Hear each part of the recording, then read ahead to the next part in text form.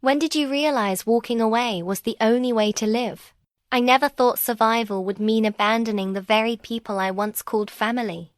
But when the choice came down to staying or losing myself entirely, I realized walking away was the only way to live. The first time I felt it, the quiet certainty that something inside me was dying, it was a Tuesday night in early spring. I remember the smell of burnt coffee clinging to the kitchen air, my father's voice echoing through the walls like a hammer on steel, and my mother's silence, which was somehow louder than his rage. I sat at the table, fingers pressed against the chipped wood, pretending not to notice how my brother smirked in the corner, satisfied that I was once again the one in trouble. You think you can just walk away from this family? Dad's voice cracked like a whip. This house is your blood, and blood doesn't run. He'd said those words so many times they felt carved into my bones. And for years, I believed them. That's the twisted thing about control. It starts to feel like truth if you repeat it long enough. I was 22 then, old enough to know better, but still tethered to their world like a puppet on invisible strings. My father ruled with fear. My mother enforced it with silence. And my siblings learned to survive by turning me into the target. The scapegoat, the one who absorbed everything ugly so they could breathe easier. That night, the fight started over something small. It always did. My sister Diana had skipped work again, disappeared with friends for hours. Instead of facing my father's wrath, she whispered a lie that slid too easily off her tongue. I think Jacob took the car. Jacob. Me. The name stuck like poison. I didn't even argue anymore. What was the point? Dad's eyes had already found me, his mind set like concrete. My protests only made it worse. So I sat there, my jaw locked, waiting for the storm. But something shifted that night. Maybe it was the way Diana met my gaze with no trace of guilt. Maybe it was Mom's calm nod, approving the lie without a word. Or maybe it was the exhaustion in my chest. The way my heart felt like it was sinking into quicksand. I realized then they weren't just using me. They'd stopped seeing me at all. I wasn't their son, their brother. I was a shield, a sponge for every mistake they couldn't bear to face. When Dad slammed his fist on the table, the sound ricocheted through my skull. Get up, he ordered. You're going to learn responsibility tonight. I stood. My legs trembled, not from fear, there was plenty of that, but from something colder. Numbness. The kind that creeps in when you've endured too much for too long. He grabbed his belt, the same one he'd polished for years, the one he called the reminder. Each strike was supposed to carve discipline into me, but after a lifetime of welts and scars, all it had carved was resentment so deep, it felt like it was rotting me from the inside out. I braced for the pain, but this time, something inside me snapped. No, I whispered. The word tasted foreign, dangerous, electric. Dad froze, his eyes narrowing like a predator hearing prey growl. What did you say? I forced the word out again, louder this time. No. The silence that followed was suffocating. Even the clock on the wall seemed to stop ticking. Diana's smirk vanished. Mum's hand tightened on her glass of water until it nearly shattered. And Dad, my father, the man who claimed blood was everything, looked at me like I wasn't even human anymore. You think you're a man now? His voice dropped, quiet and lethal. You think you can defy me in my own house? Every instinct screamed at me to back down, to swallow the word, to apologize, to beg. That's what I'd always done. But I couldn't. Not this time. Because I finally understood the truth. As long as I stayed, as long as I obeyed, I wasn't living. I was just surviving someone else's version of me. I met his eyes, my voice shaking but steady enough to hold. I'm done. The belt slipped from his hand, clattering against the floor. The sound echoed like a gunshot. For a moment, no one moved. No one breathed. Then Dad's face twisted, veins bulging at his temple, fury burning so hot, I thought he might actually kill me right there. Mum whispered, "Jacob, don't." But her voice was weak, a shadow of a plea she didn't mean. My siblings stared, wide-eyed, waiting for the explosion. And me? I waited too, my body braced, my pulse racing. But inside, beneath the fear, something else stirred. Defiance. It was small, fragile, but it was alive. And for the first time in years, I felt alive with it. Dad stepped forward. His shadow swallowed me whole. And I knew in that moment the choice was simple. Stay, and let him finish destroying what little was left of me. Or walk away and finally begin to live. So I turned. My hands shook. My heart thundered. But I turned my back on all of them. And when I reached the door, I didn't look back. But leaving wasn't the end. It was just the beginning. Because the moment I walked out, I became their enemy. And my father wasn't the kind of man to let enemies walk free. The air outside was sharp with spring chill, but it tasted like freedom. I remember sucking it in, chest heaving, like I'd been drowning for years and finally broke the surface. My bare feet slapped against the pavement as I ran down the street, past the neighbors' darkened windows, past the dog that barked every time anyone walked by. For once, I didn't care who heard me. I didn't stop until my lungs burned. And then I realized I had nowhere to go. That's the cruelest part of leaving. Everyone tells you to walk away, but no one tells you how. When your whole world has been locked inside four walls, stepping outside feels less like escape and more like freefall. I leaned against the lamppost, shaking, my breath visible in the cold night air. My phone buzzed in my pocket. A text from Diana. "You're gonna regret this." "No? Where are you?" "No? Are you okay?" Just a warning. And I knew she was right, because my father didn't let anyone win. Not his kids, not my mother, not even the truth itself. He could twist anything into a weapon. And now, by walking out, I'd given him his sharpest blade yet. Proof that I was the problem child, the ungrateful son, the disgrace. I wandered the streets until my legs nearly buckled. Then, against every instinct screaming at me not to, I called Emma. She was the only person outside my family who still tried to understand me. Her voice was groggy when she answered. "Jacob, it's midnight." I swallowed hard. I left. There was a pause, then her tone shifted, awake, alert. Left what? My house, my dad. I'm not going back. Another pause. Longer this time. Then, where are you? I told her. 10 minutes later, her car pulled up, headlights washing over me. She didn't ask questions when I slid into the passenger seat, shivering, my punishment clothes still clinging to me. She just turned the heat up and drove. At her apartment, she gave me a blanket and a mug of tea I couldn't bring myself to drink. I sat on her couch, staring at the steam curling into the air, and felt the weight of what I'd done settle in. "Do you want to call someone?" Emma asked gently.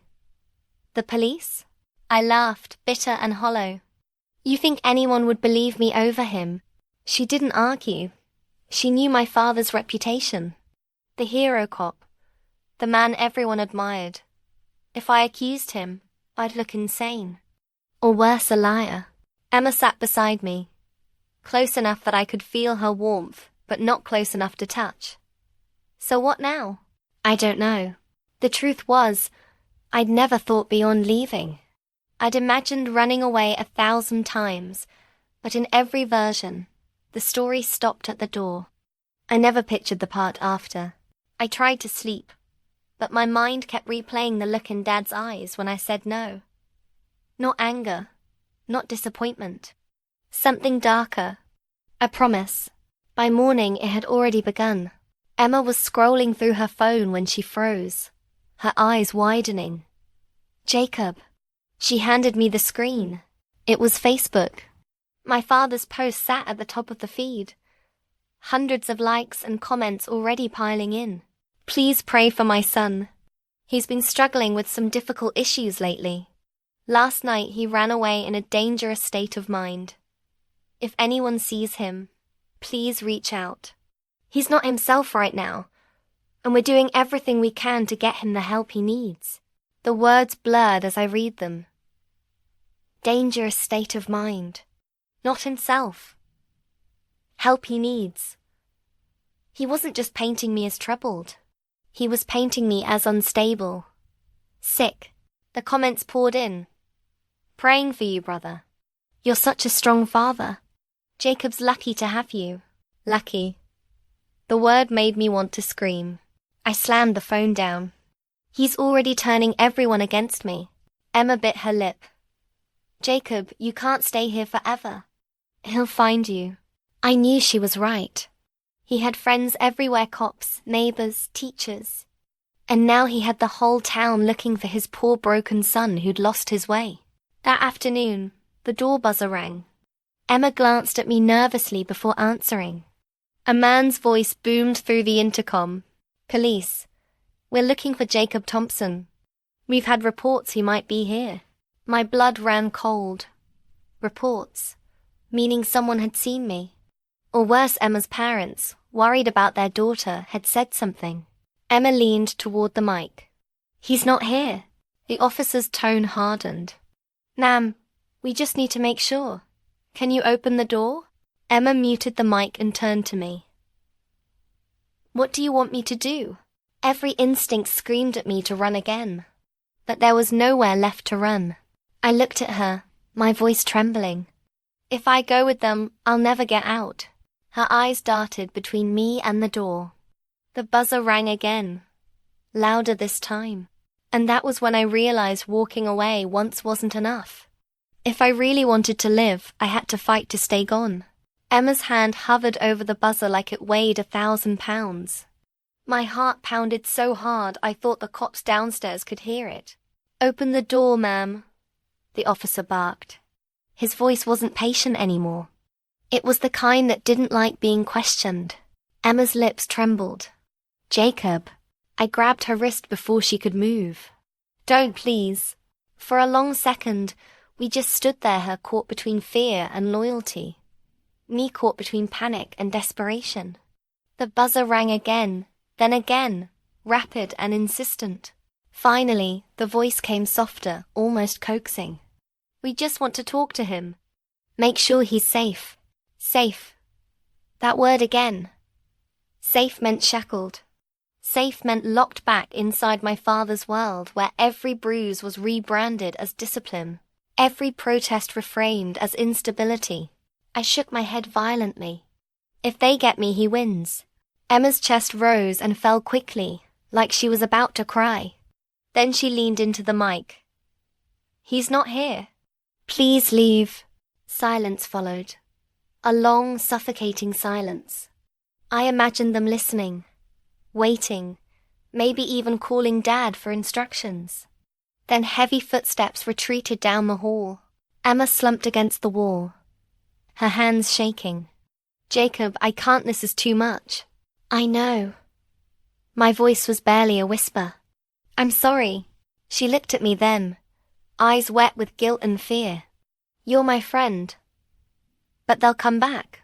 And next time, I can't lie. I wanted to argue, beg her to keep me hidden. But I saw the truth written all over her face. She was already in danger just by letting me stay. So I made the only choice I could. I left again. By the time I stepped out into the evening, the sky was bruised purple, the streetlights humming to life. My breath clouded in the air as I pulled my hoodie tight around me. My phone buzzed again, and I almost didn't look. But curiosity won. This time, it wasn't Dad.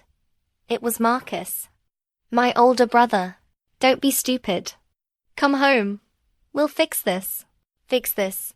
The word stabbed at me. Easy for him to say. He'd never been the one under the belt. He'd never stood in the center of the living room like an animal in a cage while Dad preached about family honor. I typed back before I could stop myself. There's nothing to fix. I'm done. The 3 dots appeared instantly, then vanished, then appeared again. Finally, his reply came through. If you don't come back, he'll ruin you. I stared at the message until my eyes blurred. Because Marcus wasn't warning me out of love. He was telling me the truth, and Dad wasted no time proving it. The next morning, I stopped by a corner store to grab food. The clerk glanced at me, then at the small TV bolted above the counter. My stomach dropped. My father's face filled the screen. A troubled young man, he was saying.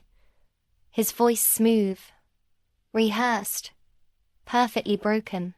He's been battling mental health challenges for years. We've done everything: therapy, doctors, medication, but sometimes love just isn't enough. Please, if anyone sees my son, don't judge him. Just call us. We want to bring him home safely. The clerk gave me a pitying look as I dropped the chips on the counter. My hands shook so badly the bag crinkled like thunder. By the time I walked out, I could feel eyes on me. A woman across the street whispering into her phone. A man pulling his child closer. The lie was working. Dad's lie always worked. I ducked into an alley, pressing my back to the wall, fighting to breathe. He was rewriting me in real time, and the world was buying it. That night, I slept under a bridge. The concrete was cold, the air damp with river smell. But at least no one could twist my silence into a story. I woke to footsteps crunching gravel. My heart seized, but it wasn't Dad. It was Marcus. He crouched beside me, his face pale in the early dawn. You look like hell. I laughed bitterly. Thanks. Great to see you too. He hesitated, then held out a paper bag. Inside was a sandwich, a bottle of water, and a folded hoodie that smelled faintly of our laundry detergent back home. Why are you here? I asked. Because you're my brother. He sighed, running a hand through his hair. And because you're not going to win this alone. I studied his face. For the first time in years, I saw guilt there. Real guilt. But I also saw fear. Fear of Dad. Fear of losing everything if he stepped out of line. What do you want from me? I asked. He looked away. Just don't push him too far. If you come back, I'll help. We'll find a way out. Together. His words twisted something in my chest. For years, I begged my siblings to stand beside me. And now, when I'd finally broken free, Marcus dangled his loyalty like bait on the condition that I surrender. I shook my head. No, I can't. Marcus's jaw tightened. He shoved the bag into my hands and stood. Then watch your back. He's already moving pieces. By the time he's done, you won't recognize yourself. And then he walked away, leaving me in the half-light of morning with the sandwich in my lap and a sick feeling in my gut. Because I believed him. Dad wasn't just coming for me. He was building something bigger. A story, a case, a trap. And when it closed, no one would see the truth. The days blurred together after that. Hunger gnawed at me. Sleep came in fits, broken by every sound that made me think Dad had found me. I wandered between bus stations, empty parks, anywhere I could blend into the background. But no matter where I went, his shadow was already there. One afternoon I ducked into the public library to warm up. The quiet was suffocating, broken only by the hum of fluorescent lights. I logged into a computer, desperate to check the news, social media, anything. And there it was. My name, my face. A missing persons poster shared hundreds of times. The caption, Jacob Thompson mentally unstable. May be a danger to himself. Please contact authorities immediately. Beneath it, a comment from Diana. Pray for my baby brother. He doesn't know what he's doing. And below that, Gabriel had posted a video. Me, storming out of the house the night I left. The clip was shaky, filmed on his phone from the stairs.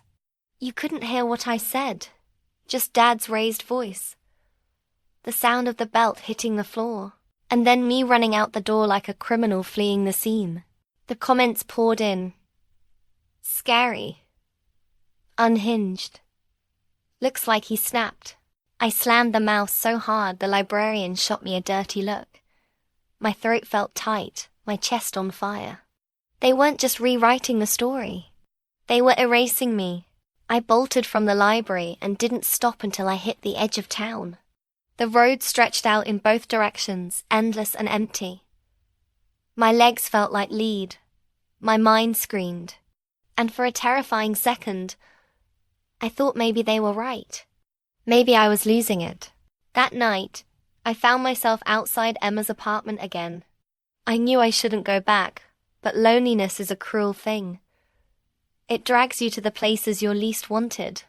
I pressed the buzzer once. Twice. No answer.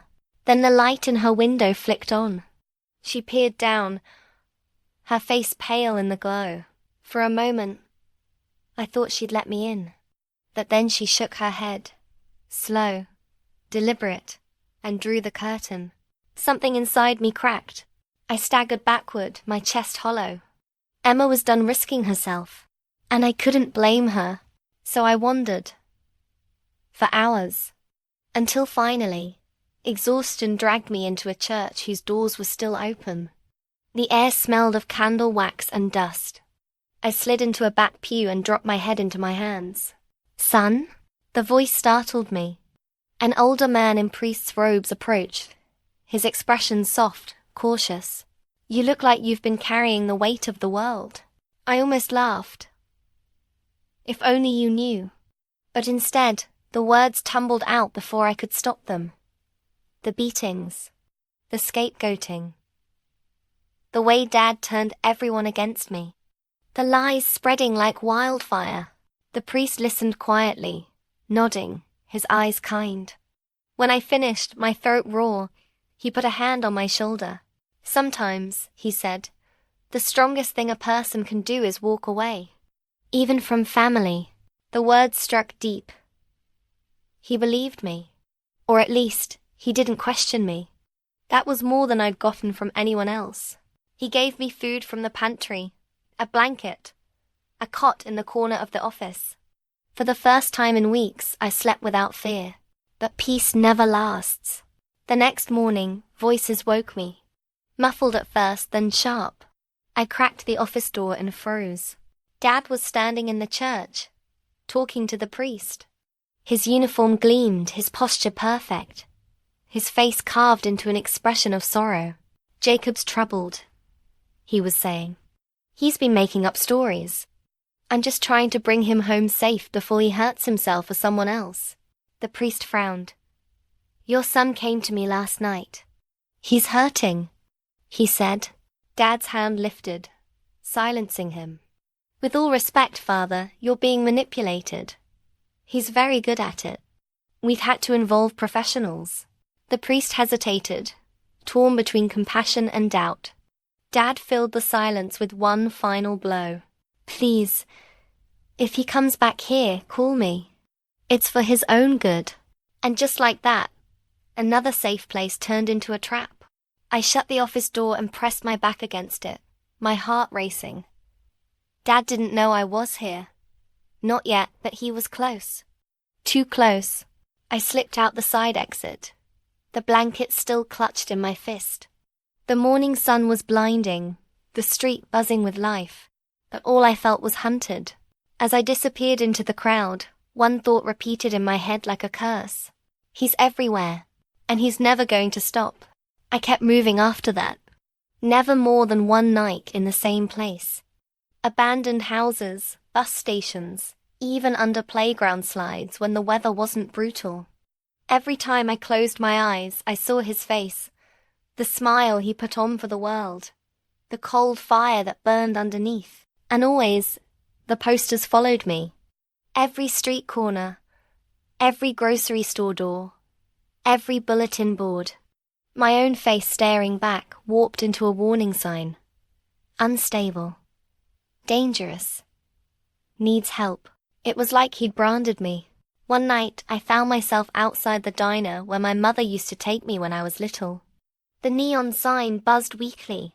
Half the letters burned out. I pressed my forehead against the cool glass of the window, peering in. For a second, I imagined walking inside, ordering pancakes the way we used to, pretending none of this was real. Then I saw her, Mom, sitting in a booth near the back, her hair tied up neatly, her coat folded beside her, and across from her, Dad. They were eating together like nothing had happened, laughing softly, sipping coffee, passing syrup across the table. Like the night I left, the bruises, the lies, they'd never happened at all. The sight gutted me. My chest tightened until I couldn't breathe. I turned to leave, but Mum's eyes caught mine through the glass. For one fragile moment, our gazes locked. She froze, her smile faltering, the fork suspended in midair. I waited for her to stand, to run to me, to do something. Anything. Instead, she lowered her eyes, picked up her fork, and kept eating. The betrayal hit harder than any belt ever had. I stumbled back into the night, rage and grief twisting together until I thought I'd choke on them. That was the moment I stopped waiting for rescue. My mother wasn't coming. None of them were. It was me against him. And the only way out was to beat him at his own game. The next morning, I borrowed a stranger's phone outside a laundromat. I didn't call the police. I didn't call Emma. I called Marcus. He answered on the second ring, his voice low. Jacob? Where the hell are you? I need your help, I said. My voice cracked, but I forced the words out. Not to go back, not to fix things. I need proof. Evidence. Something I can use. Silence. Then a sigh. You're asking me to go against him. I'm asking you to finally stand with me. The line buzzed with his breathing. Finally, he said, meet me tonight. Old rail yard behind the grain silos. When I got there, the place was deserted, shadows stretching long in the moonlight. Marcus emerged from behind a rusted freight car, his face pale, his eyes darting. You shouldn't have come here, he muttered. You told me to, I snapped. He shoved something into my hands. A flash drive. I don't know what's on it. But he keeps everything on that computer. Reports, recordings, files he doesn't want anyone to see. I copied what I could. My hands shook as I pocketed it. Why are you helping me? Marcus's jaw clenched. Because I'm tired of watching him destroy you. But Jacob, if he finds out. His voice broke. He'll come for me too. I wanted to thank him, to hug him, to promise it would be okay. But before I could, headlights cut across the lot. Marcus's face drained of color. Run. I sprinted into the darkness, gravel crunching under my shoes.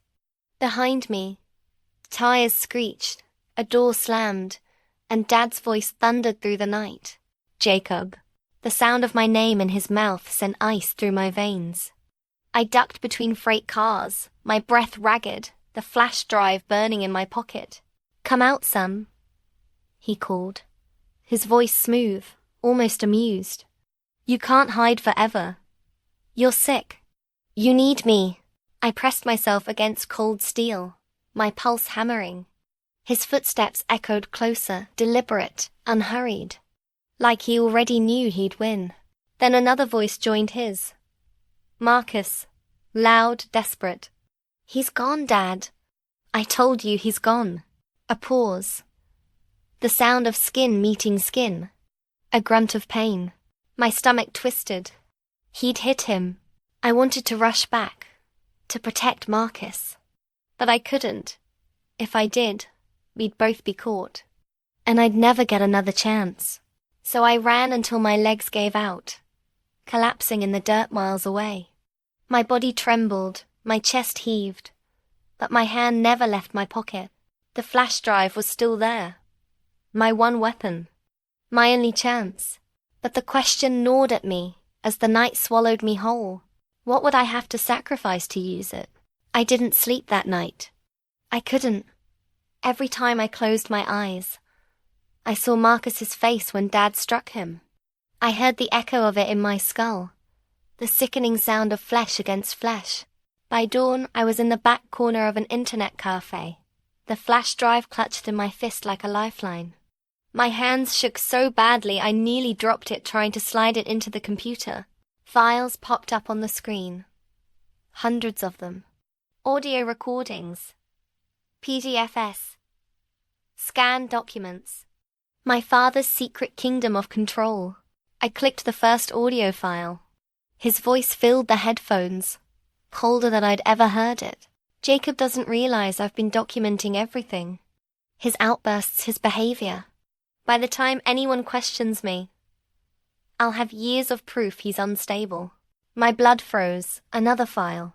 This one, a scanned letter to the police department psychiatrist, filled with fabricated details of episodes I'd never had. Angry fits, violent impulses, hallucinations, lies every single one. Then came the videos. Hidden camera footage from inside our house. Clips of me yelling after a beating, cut to make it look like I was screaming at nothing. Clips of Diana crying while Dad narrated about how my delusions frightened her. He hadn't just prepared for me to leave. He'd built an entire case against me years in advance. My stomach lurched. I ripped off the headphones, bile rising in my throat. But then, one folder stopped me cold. It was labeled private. Do not share. Inside were pictures. Not of me. Of Marcus. Bruises on his arms. A split lip. Notes written in Dad's precise, controlled handwriting. Marcus shows resistance. Requires correction. I scrolled further, my pulse racing. Diana. Gabriel. Even Mom. All of them. Documented. Their punishments catalogued like clinical research. My father hadn't just been destroying me. He'd been breaking all of us. For the first time, I realized I wasn't just fighting for my survival.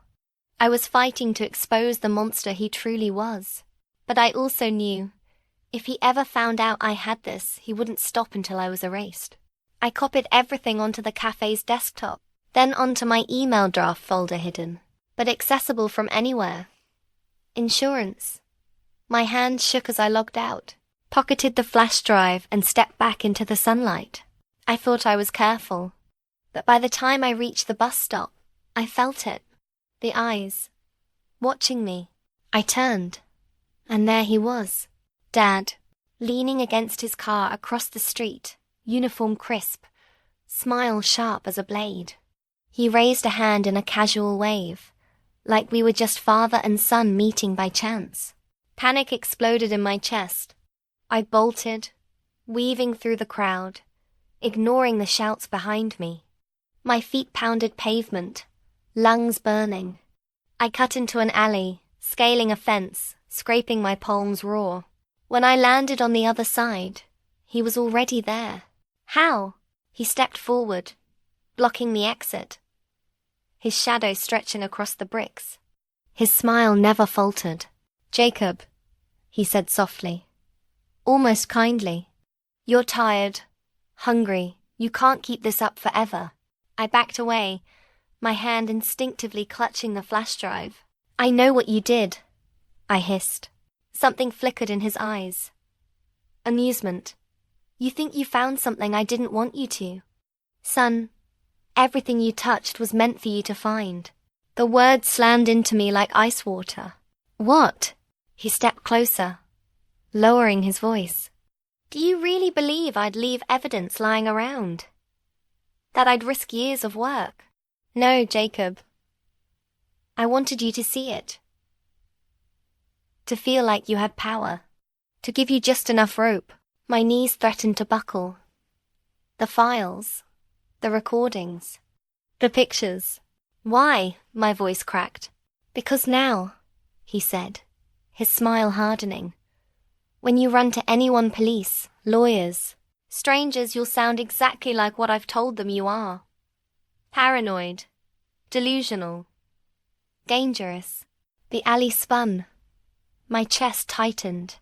He'd been ahead of me the whole time. He leaned close, his breath hot against my ear. Walk away from this, Jacob.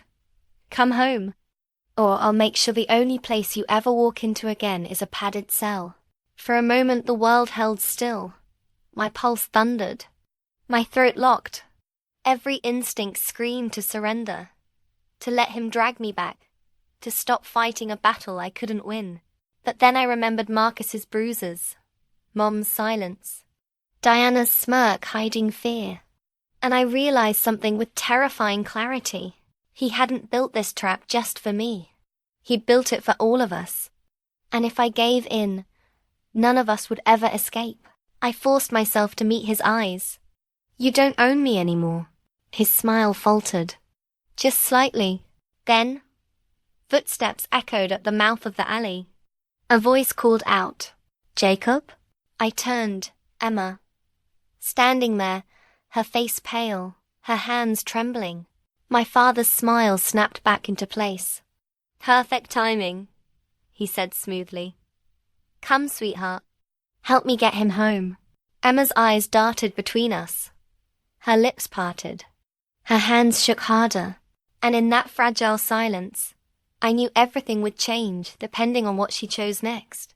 Emma froze in the alley, her breath catching like she'd walked into a nightmare. Maybe she had.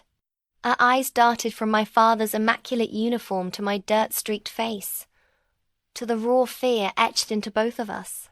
Emma, Dad said smoothly, like he was reassuring a frightened child. You're just in time. Jacob's been running again. You know how unstable he's been. The word unstable struck me like a lash. He said it so easily, so convincingly, as though it were fact carved in stone. Emma's gaze flicked to me.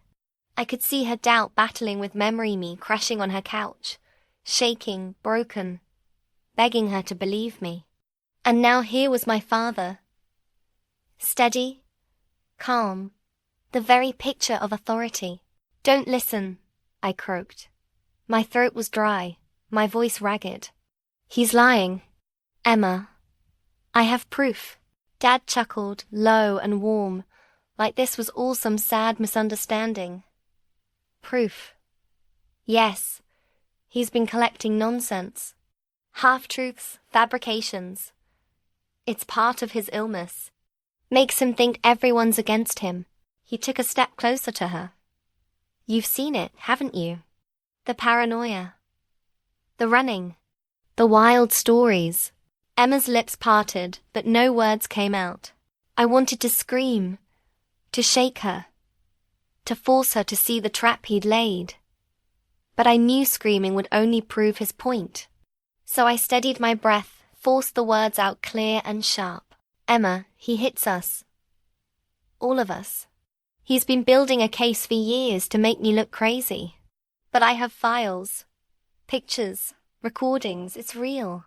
Dad's head tilted, his smile never wavering. He's very convincing, isn't he? That's what makes this so difficult. He reached out, placing a gentle hand on Emma's shoulder.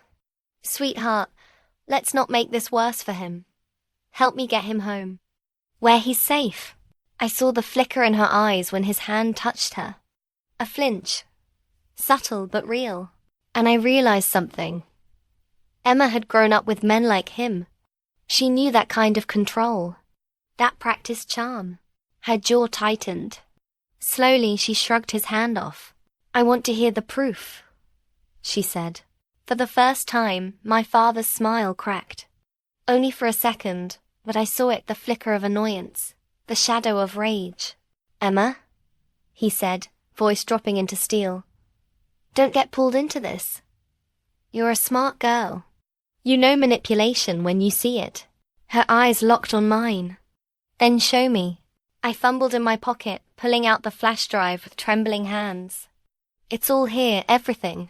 Dad's eyes snapped to it, his calm facade straining. Jacob. His voice was low, sharp, warning. I held it out toward Emma. Take it. For a heartbeat, The world seemed to hold its breath. Emma reached forward, and then Dad lunged. The move was so fast it blurred. 1 second he was still. The next his hand was clamped around my wrist, crushing bone, forcing my arm back. Pain shot up my arm as I gasped, dropping the flash drive. It clattered onto the ground between us. Emma screamed. Dad shoved me hard against the wall, his other hand yanking a pair of cuffs from his belt. The polished steel gleamed under the alley light. "This ends now," he hissed. His calm voice was gone, replaced by raw fury. "You're coming home," I thrashed, but his grip was iron. The cuff snapped cold around my wrist. He reached for the other. Then Emma moved. She kicked the flash drive across the alley, snatching it up before Dad could react. Her hands shook, but her voice was steady. "Let him go, or I take this to the police myself." Dad froze, his breath ragged, the mask fully gone now. His eyes burned into her. "You don't know what you're holding." "I know enough." She raised her chin, defiant. "And if you hurt him, I'll make sure everyone else does too." For a moment, I thought he'd strike her. His body trembled with the effort of holding himself back. But slowly, he released me, the cuff clattering uselessly against the wall. I collapsed to my knees, gasping, clutching my bruised wrist. Dad stepped back, his chest heaving, his mask sliding back into place piece by piece. "You're making a mistake," he told her coldly. "Both of you. And when the truth comes out, you'll wish you'd stayed silent." He turned and walked away, his footsteps echoing down the alley, leaving behind a silence so heavy it pressed on my chest. Emma crouched beside me, her hands still trembling, the flash drive clutched tight. "What's on this?" she whispered. I looked at her, my voice hoarse, enough to finally bring him down. But even as I said it, I knew the fight was only beginning, because my father wasn't the kind of man to retreat. He was the kind of man who planned, and now he would plan more. Emma didn't let go of the flash drive, not even when we ducked into the all-night diner 3 blocks away. Her knuckles were white around it, like she knew it was the only thing keeping me alive. We sat in a booth near the back, both of us shaking, the waitress giving us a suspicious glance before dropping 2 coffees on the table. I couldn't stop staring at the cuff mark bruising my wrist. It felt like a brand, a reminder of how close he'd come to dragging me back. "You need to show me," Emma said finally. Her voice was steady, but her eyes were wide, on edge. "What's on here?" I slid my laptop from my backpack, my hands trembling as I plugged in the drive. Folders filled the screen. I opened one at random, clicking a video. The diner filled with my father's voice. "Patient shows delusional behavior. Increasing paranoia. Recommend continued monitoring." The footage showed me pacing in my room, muttering to myself. But the angle was off-hidden, and I wasn't muttering nonsense.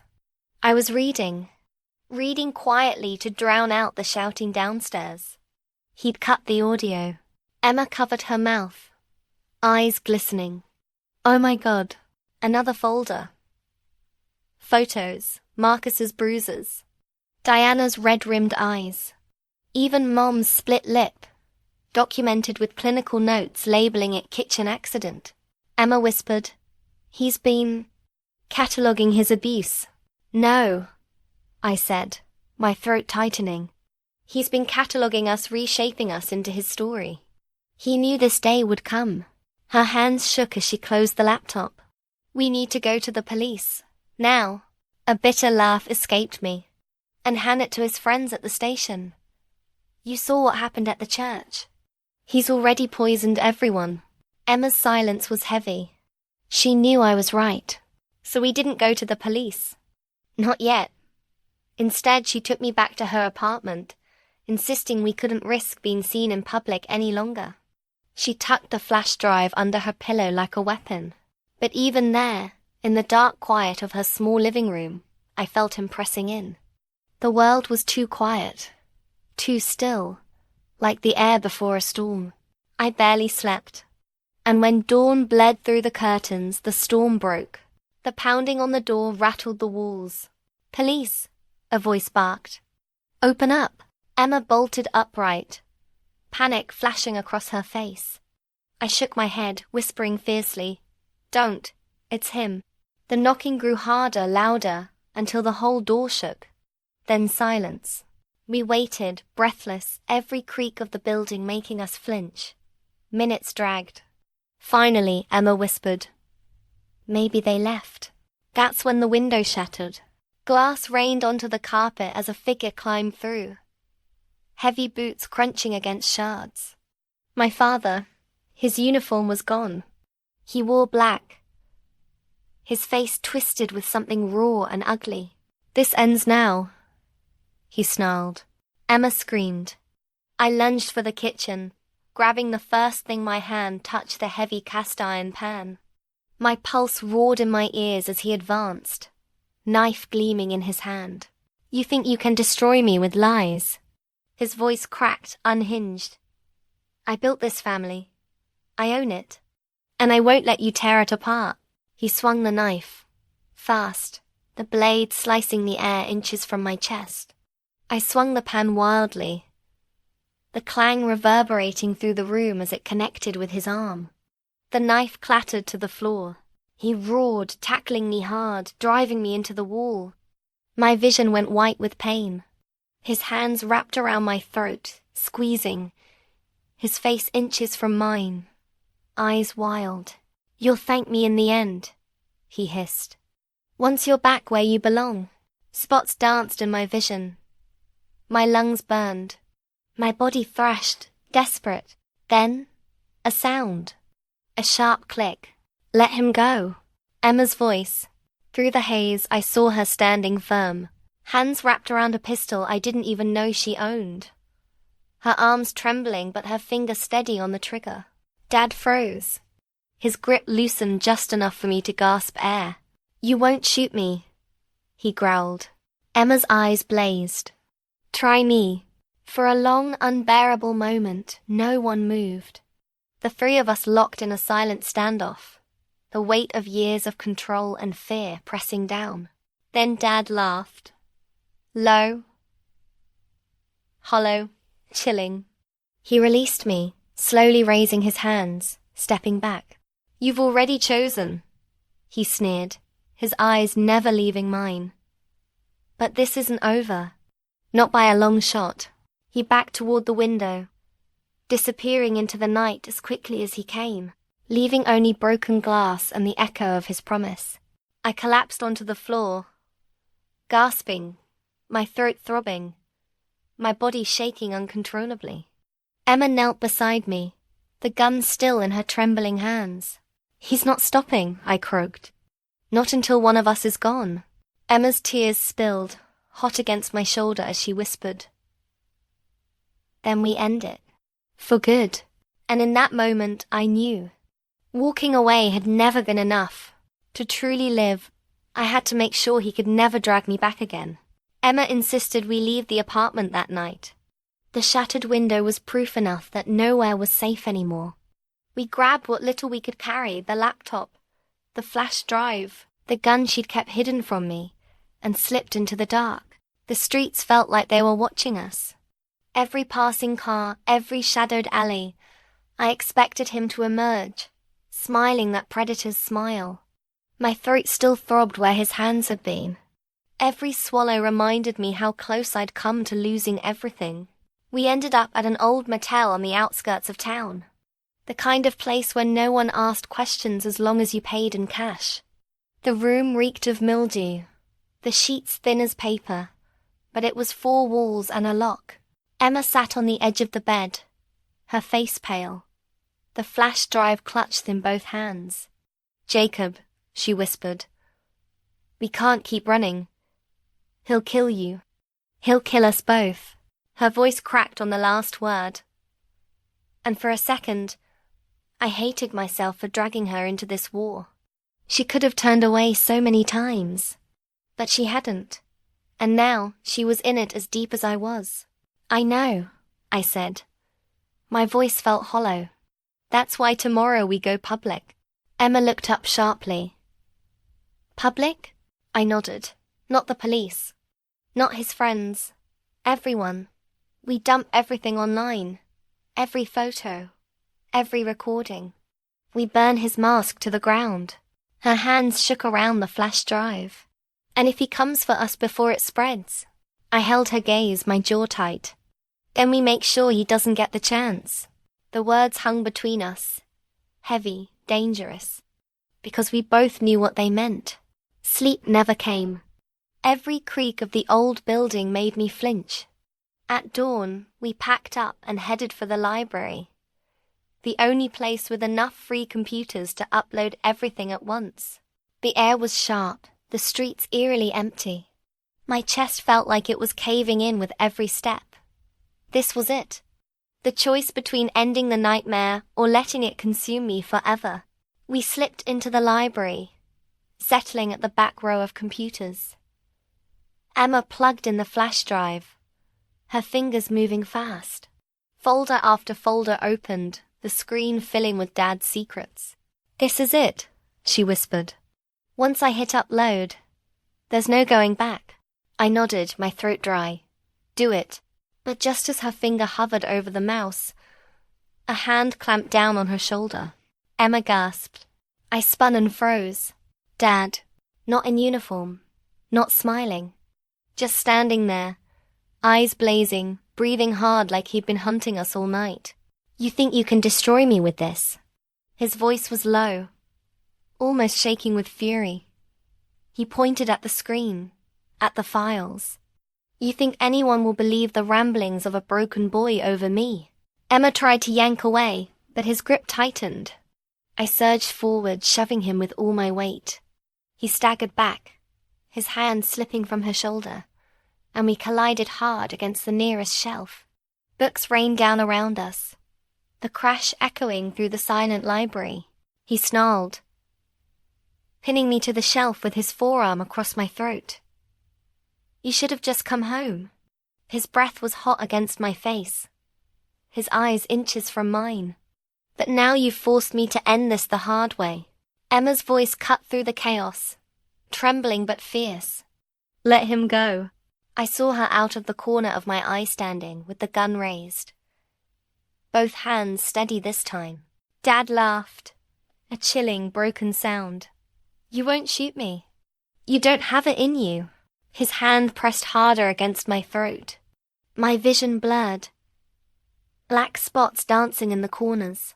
And then click, the safety came off. Dad froze. For the first time, I saw something new in his eyes. Not rage, not control, fear. Try me, Emma said. The moment stretched, unbearable.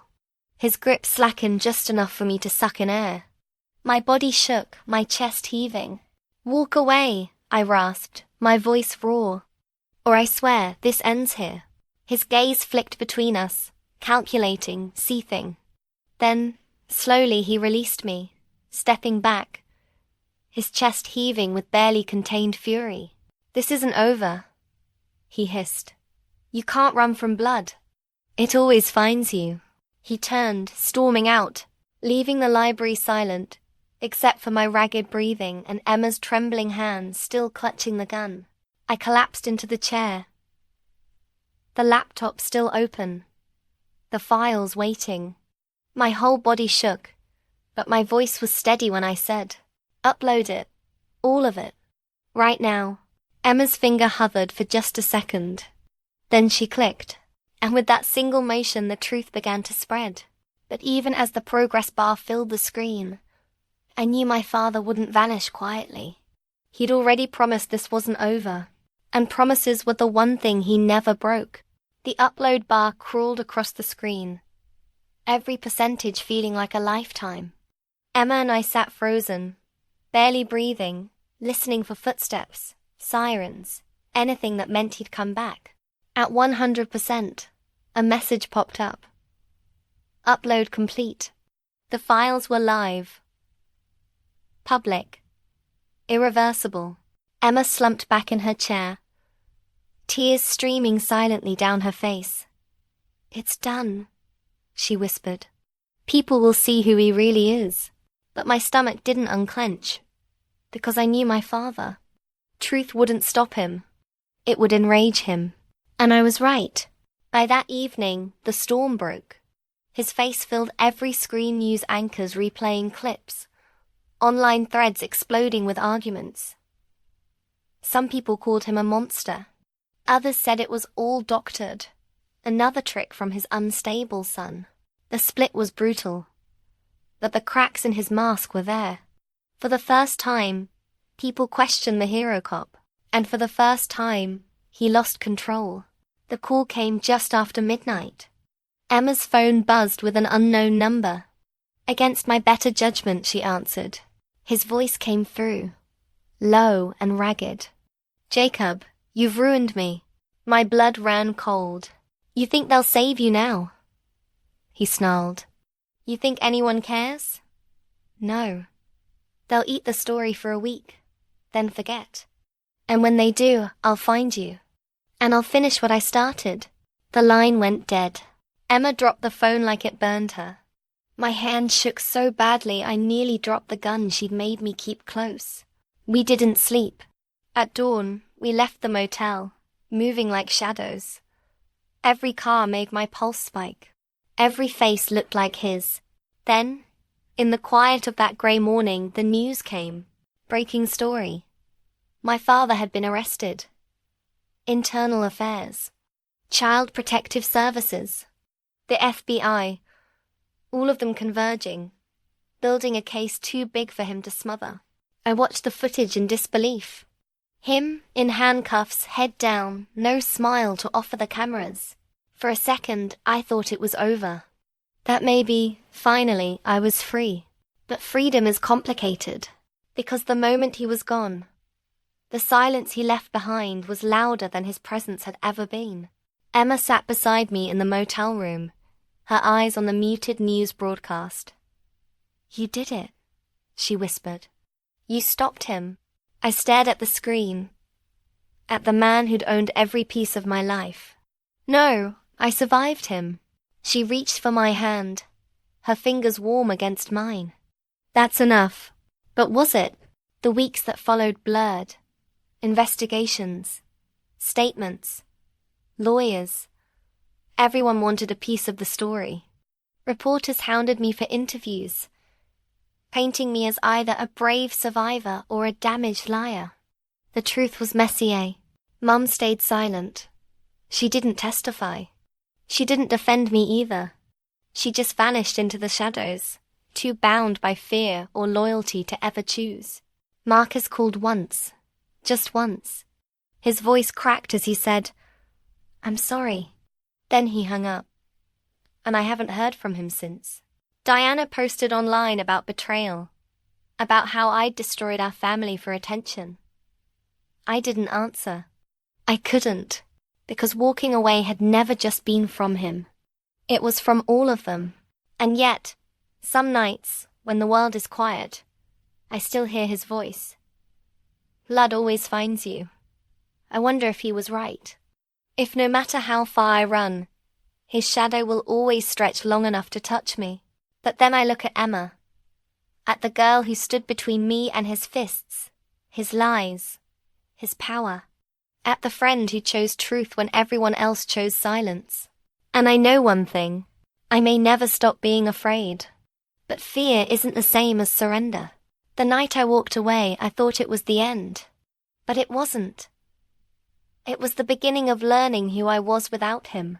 And maybe that's the real punishment for men like my father. Not prison, not public disgrace, but the fact that, in the end, I lived. And I walked away.